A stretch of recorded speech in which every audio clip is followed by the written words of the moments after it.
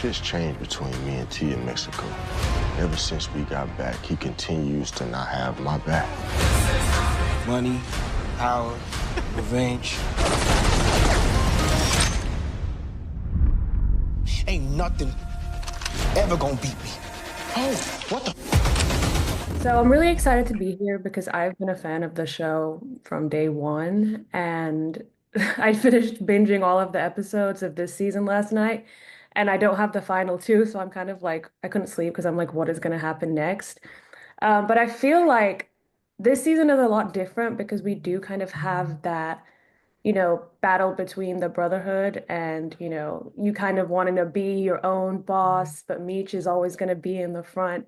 So how was this different for you this time around?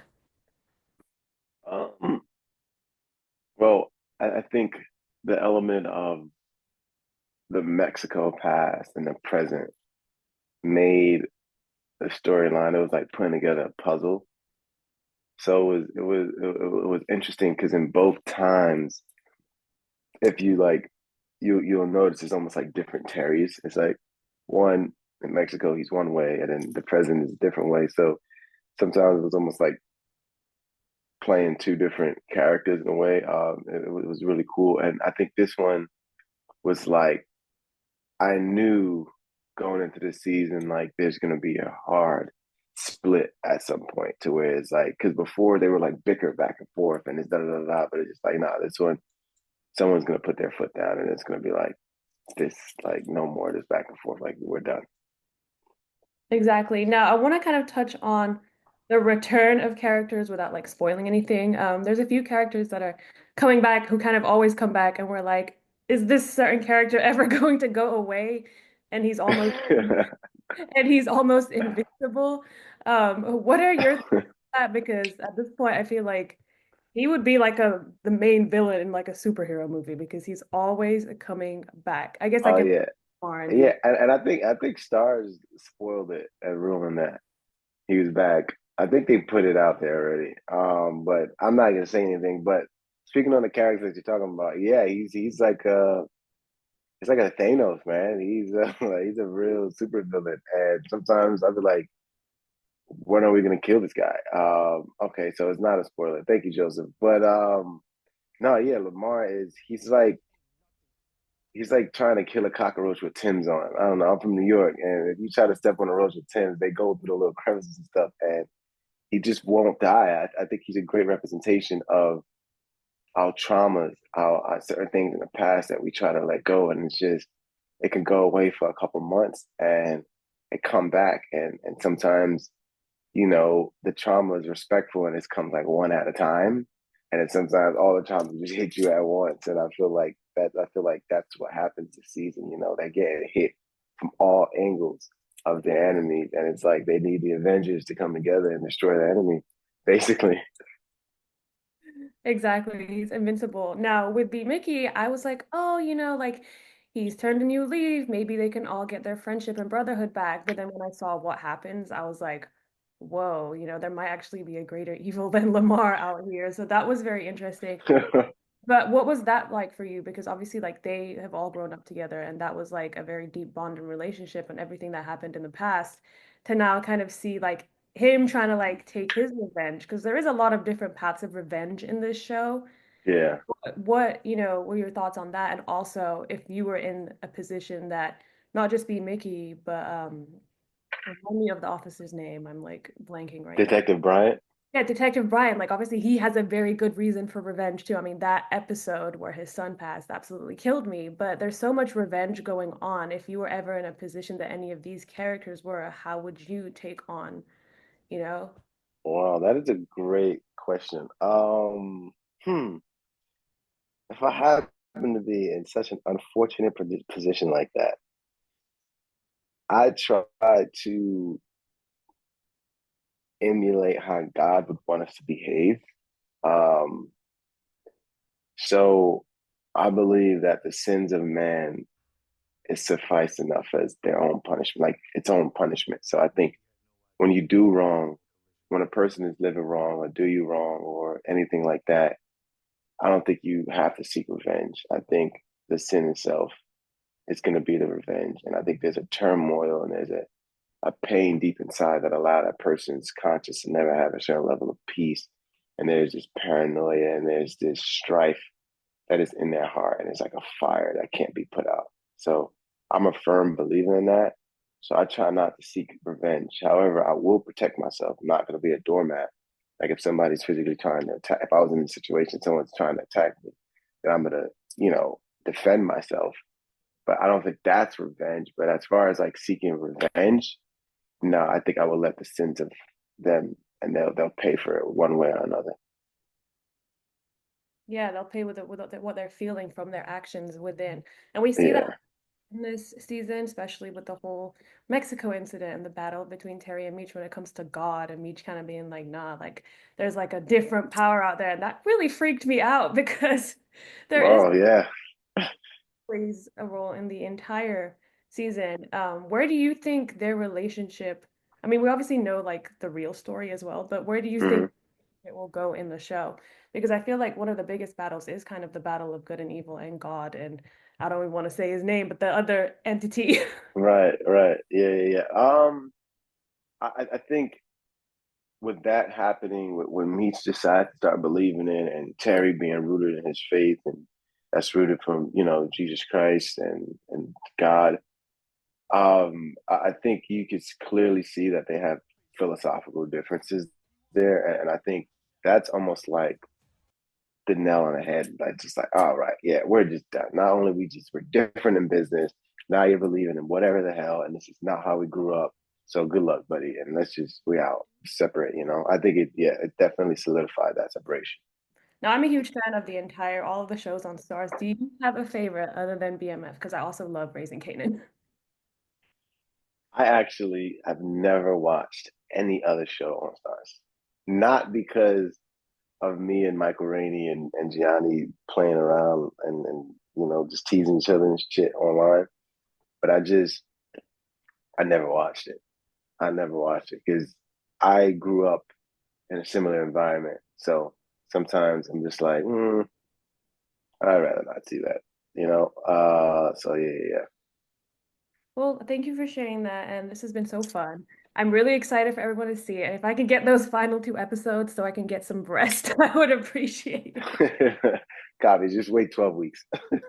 No, I can't. Thank you. Thank you, everyone. No. Hi, Heather. So wonderful to meet you. So I'm a huge fan of BMF, and I binged all of the episodes I was given on Sunday night, except for the final ones, which, like I said previously, I've been losing my mind because I just want to know what happens. But for me, it's always really interesting to see how this story plays out because we're obviously talking about real lives. So I did want to talk to you about like what is the most important thing when you're approaching this and knowing like what to bring in from the story and then like what to kind of like add on for like entertainment purposes. Yeah, thank you so much. It's nice to meet you and thank you for being such a fan. It's really, I think, for us as storytellers to humanize our heroes' choices and their journeys. That's the most important thing. This is an unconventional American dream story that was born out of systematic racism in our country with the laws, and also just how the boys had different role models than I did growing up, right? So humanizing their choices, showing why they did what they did. Those are all really important things in for an audience to be able to root for your heroes too, and they rose up above their circumstances and became these cultural icons that have been, Big Meech has been rapped about in, I think, over 600 songs. So always to humanize the journey, not so much romanticize drugs, but to humanize our heroes and their choices. And always wanting to pay honor, to the real story and then getting to dramatize it too, because our job as storytellers is to create the most exciting version of the story and get people to come back season after season and episode after episode, just like you've been doing. So thank you. Of course. So what I love about the show as well is, we see, how the Flannerys have to deal with what's happening with their sons, and then the parents dealing with their own struggles and not being able to make ends meet and really not trying to touch the money that comes from that. How did you guys perfectly show this struggle and what they were going through. And despite having the means like right in front of them, they do not take it and they continue to work hard and show like that family struggle, everything that was happening throughout the time. Yeah, and that's one of our, blessings is that everyone except Pops Charles is still alive. Nicole Flenory has a credit on the show, so we're able to speak to Nicole. We're all very close with the family who've been so supportive. Of course, Michi, he has great stories to share with us to keep things authentic. And then we also have a wonderful writer's room consultant, Latoya Mapp, who has known Big Meech since he was 15. So we're really able to keep such like a great balance on the family side of things too, as well as what was happening in the drug storyline. That's really good to know as a fan to just see like how much of the story is there and that we're seeing it like today. I did want to touch on Lamar's story Yes. because I just feel like he's never going away, and every time he comes back bigger and better. And I said to Da Vinci, he's almost invincible in a way. And I just kind of want to talk about that. Like, what are your plans for him? I mean, I've seen, a lot of it, but what is like the storyline behind that? And was it a plan from the beginning to kind of have him as this constant big bad bully who keeps returning? And I always say this, I always have sympathy for the villain, because I see beyond like everything that they've gone, they're doing, and they've gone through so many things, and I see beyond that. And I still have sympathy for him, like in the beginning episodes. I was like, oh, look, he doesn't want to go out there because he's afraid of going back to his old ways. And then we see him out there. I'm like, oh no, like why? Yeah, so Lamar was just an exciting thing that happened in the writer's room. Um, we all know he was still floating out there until someone is dead and buried. They're still out there, and we thought it would just be such a fun thing to bring him back for the fans and create more conflict and drama. And I just appreciate that you sympathize with even Lamar because he has a hole in the soul. Everyone that he's loved is gone. Monique, Zoe, his dog Blackie, all these things. And then to put 10 on 20, Meech took his corners away. So his want is both very emotional and plot driven. Meech took Monique away. He lost, Lamar ended up killing Monique because of her relationship with Meech. So, and I think STARZ too, because I worked on the original Power. STARZ does a great job, and us as storytellers of creating iconic villains. And Lamar is an iconic villain. Like he is up there with. Um, Kofi had told us a couple of years ago that one of his friends said, like, yeah, Lamar's right up there, like Darth Vader, the Joker, and Lamar. No, literally. I'm like, he's always there. He's always coming back. And I never believe it when he gets shot or he's allegedly dead. I'm like, no, he's Yeah, coming so back. it's a wild ride with Lamar this season. I think you're really going to enjoy it as well as all of our fans. Definitely. Now, I'm used to like I was born in an era where TV shows were on like, TV for many, many episodes, and Law and Order has like so many episodes. What are some of the challenges with kind of having like 10 episodes or the shorter format? Because like I was seeing like, Nicole's journey, her going through her pregnancy in school, and it was all put together so well in the time frame that you have. But obviously I feel like this show could also be like a 30 episode show if it wanted to be. I mean, we would be here for it. I grew up in the broadcast model, where you used to write act outs to commercial breaks. I think the thing that's really fun about this show is there is no break. So you don't even get a chance to breathe when you're watching it. It goes from one thing to the next. And I would love to have more episodes, of course. Everybody wants to have more episodes, but this is the business model. It's not the new frontier anymore, but it's different in the streaming world. It's different in the premium cable world. So we get to do 50 hardcore minutes of uninterrupted action, heartbreak, betrayals, shootouts, all those things. And that's really fun just to be able to go at it at a very relentless pace. I agree. Now, in this season, I love that there was like a portion in Mexico and that kind of like touched on the brothers' like spirituality and separating them by like God and the other entity, whatever is out there. What was the story behind that? And I feel like it made their rift a little stronger, but also hopefully brings them back better later on. I thought that was really special because now they're not just kind of like battling for like their own ground. Because I know Terry kind of wants to be at the top, but Meech is always in his way. But now he kind of has God more on his side, whereas Meech has seen this other thing that he thinks is going to bring him power. And I think that's going to be a very powerful storyline this season too. Yeah, so the Mexico storyline actually happened. Meech, they went to Mexico, both of them. So we took that, did took some dramatic license with some of the arguments and things like that, but the prophecies were real things that they both received and are a great source of driving conflict between the brothers. It really drives a wedge between them. And you're absolutely correct. T's on his one track. He always wants to be Big Brother, and Meech is on his way to becoming the Black Pablo Escobar. And that makes somebody feel invincible and unstoppable. And so it manifests itself in very explosive ways. Yeah, we see that, and I can only imagine those episodes that I still need to watch because the entire season, and when you binge it like all at once, like you said, you can't like leave or do anything or breathe. Of course, you can click pause for a minute, but it really is heavy, and there's so much going on, and you really feel what they went through and like why they are who they are today. Now, I know you worked on Power. I'm a huge fan of Raising Kanan, Power, everything that came after. Is there anything you can tease for the future of Power? Um, well, I think for BMF, 50 announced some spinoffs like 3 years ago. If that conversation happens or continues, I'd love to be part of it. I plan to answer the bat signal if they throw it out to me. And it's just been really fun. I've been at STARZ for 10 years now, working with 50 for 10 years, I've known Randy Huggins, who created BMF, for 10 years.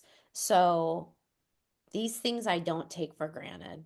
We're working, not only am I getting to live my dream as a screenwriter, but having the opportunity to work on a hit show, and we get to create our own work culture of a family environment. It's just been amazing to be part of it. Well, we hope you do. What has it been like working with both 50 and Randy? I mean, growing up, I wasn't really supposed to like buy 50 Cent at like 8 years old, but I grew up with his music and then like seeing his transition to TV and just the mogul that he is. And then Yeah. obviously like his online presence is hilarious. But seeing like what he's brought to like this world is truly amazing. And then Randy as well.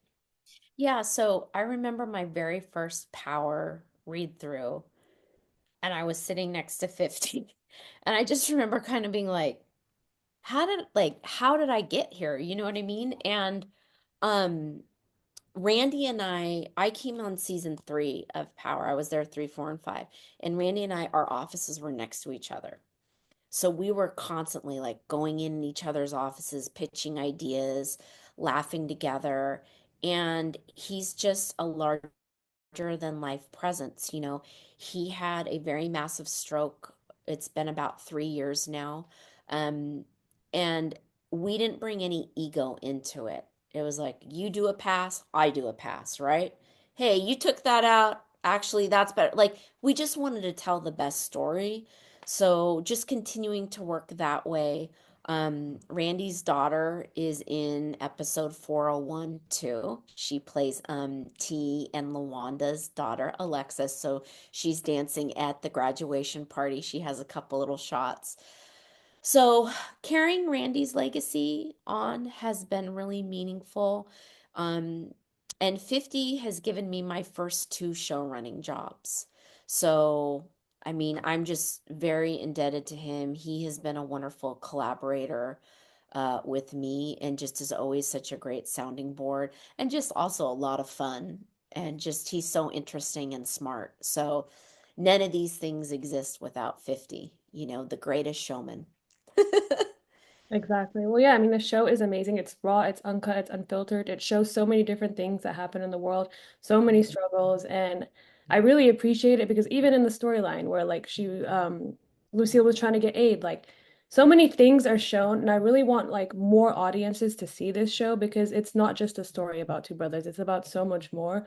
Yeah. And I really like want more seasons. So I think my final question to close out, what has been like the most shocking moment throughout the show? And there's been so many that I can think of.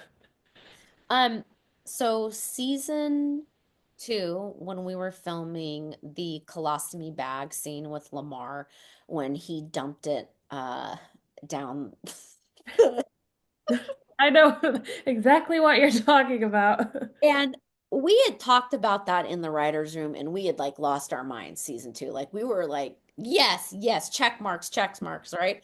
But I will never forget, Randy and I were out there, we were filming, and we did the scene and we were in front of everybody, and like I turned around and looked at our crew, and everybody was just like this. It was and we were like, we did it! We did it! So that is one of my favorite moments, not only in the writer's room, but then seeing that get filmed, and then obviously then it airs and the audience reaction. It's just that was check marks across the board. Yeah, that was definitely ingrained in my memory for a while. Yeah, it's a classic. Yeah, it's definitely. I mean, I feel like you also will have horror slasher fans like tuning into that because that was just like so gross and like ah.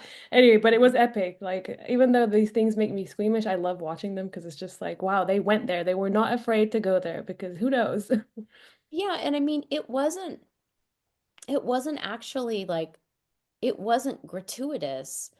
It was what he viewed. So just where this comes from, like Lamar viewed that colostomy bag as a weakness.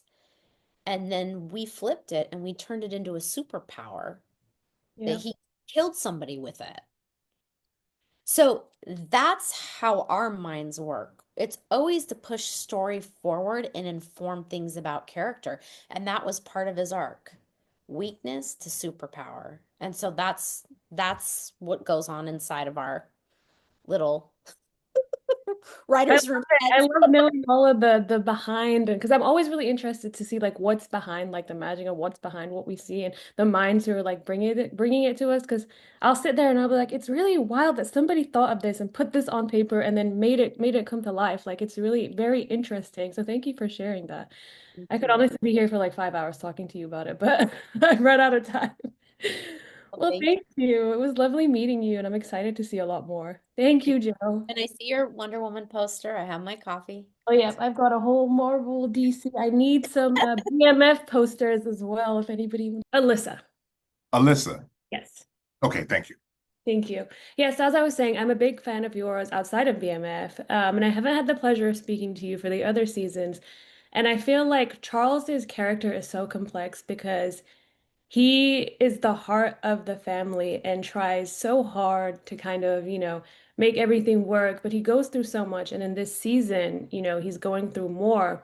And I became closer to the character even more because I kept, sympathizing and feeling so bad and just wanting him to win.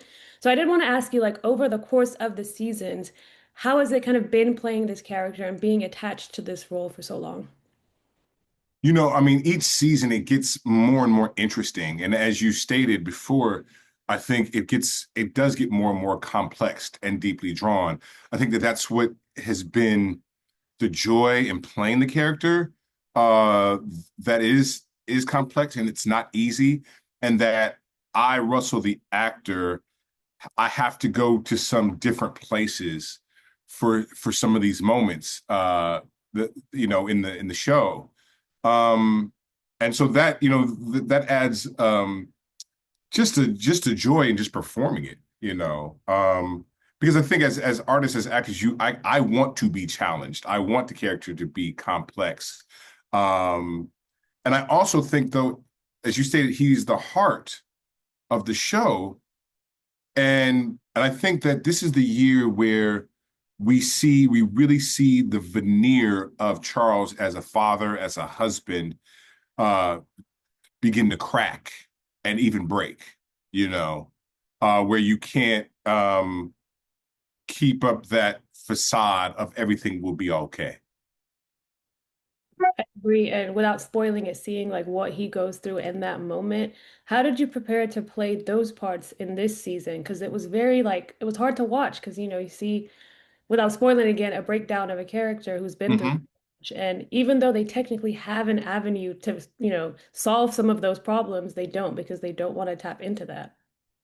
Well, I think we have to remember, Alyssa, that this is we started in the 80s into the 90s, and this is the time when people didn't understand what trauma was. They didn't understand with just the residue of that, that can do for you, and also how to go get help. I mean, people either drank it, they used drugs, they got violent, and or other ways to try to deal with it that weren't healthy. And I think that's why I think this is so interesting to watch, because as a 2025 audience, we say, why can't you just? But no, we have to go, oh my, they didn't have those outlets there. And so I think that hopefully that audiences take away more sense of empathy for Charles the character, but then now how do we take that into our real lives and have empathy for those around us who are struggling with certain issues? Exactly. And I feel like the show does a great job of that. And especially as like men, black men, it is hard even now to continue to like share your feelings and open up and deal with these. Mhm. And I feel like it teaches us as an audience to be more aware. And that's why I love the show because no matter what time it's in, it's constantly giving us a lesson and telling us to be more aware of the people around us and be more sympathetic to people and show more grace. Um, And I'm sorry, I think I didn't quite answer your question, but the thing is how you prepare and get into that moment yeah. is what I am the vessel for the people. So I look at Charles as Charles speaks for the common man. Charles speaks for the everyman, the father, the husband of those who are out there in working class America and those whose voices aren't heard, whose emotions aren't seen.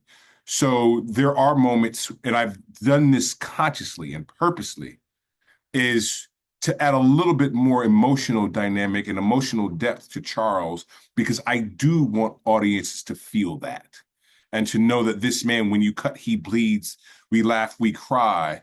And when we were alone and all of those things. So I want people to walk away going, this is how these aspects of life, these unfortunate moments affect the everyman, you know. And I definitely felt it. Like I almost couldn't disconnect from the character in real life. I thought it was Charles, it was hard and Yes. those feelings. So you did an amazing job. So I just want to let you know that part. I really appreciate that. I feel like when we feel it as an audience and we can't kind of leave the thoughts we get from a show behind after we turn the TV off, it's like a very special connection. So thank you. Now I've been a fan of the show for a while. Has there ever been a moment, a death, a moment, an event in the show that shocked you the most? Um, there's been a moment that shocked me. No, I mean, no, I don't believe so. It's at my age now and the experience and everything I have, like nothing really shocks me anymore. Yeah, I mean, I can't say. I think that without, spoilers of what Charles does uh this season is very and emotionally draining, and you realize all the, like I said, the places that you have to go to get to that place. But that's probably it. I mean, I've just other than that, I mean, I just love, I've just enjoyed every minute of it, and yeah, Thank you. I think I have time for one more. I know please. I read previously that you've like learned something from each of your roles, but like what have you learned from playing Charles? Um, that the biggest thing I think that a lot of men and fathers, especially at that time, but even now, I think that we don't realize we're a lot more selfish than we give ourselves credit for and than we admit.